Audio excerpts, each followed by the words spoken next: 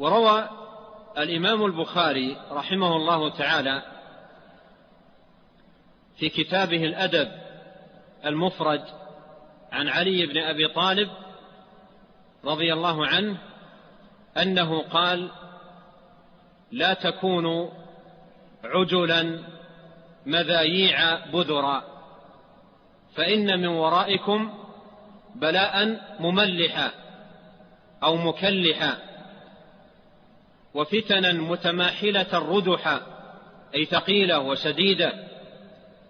فأوصى بأمور ثلاثة، قال: لا تكونوا عجلا مذاييع بذرا، فنهى عن العجلة،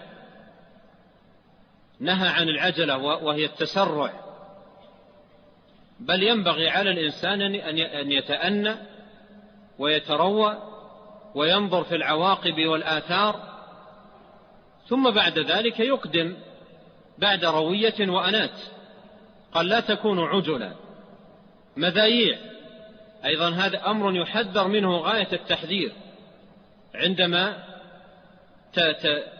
عندما تلتهب الفتن وتشتد، لا ينبغي للإنسان أن يكون ساعيا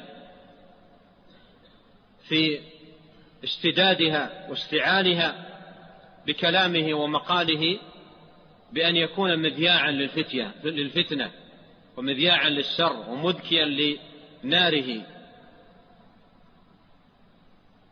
وذكر الأمر الثالث، قال: بذرا، لا تكونوا عجلا مذاييع بذرا، أي من بذرة الفتن والسعاة في نشرها. والنبي صلى الله عليه وسلم حذر الأمة، أخبر أن الفتن توجد وستكون، وحذرهم من السعي فيها. وقد جاء في صحيح مسلم من حديث زيد بن ثابت عن نبينا عليه الصلاة والسلام أنه قال: تعوذوا بالله من الفتن ما ظهر منها وما بطن. فقال الصحابة رضي الله عنهم: نعوذ بالله من الفتن ما ظهر منها وما بطن.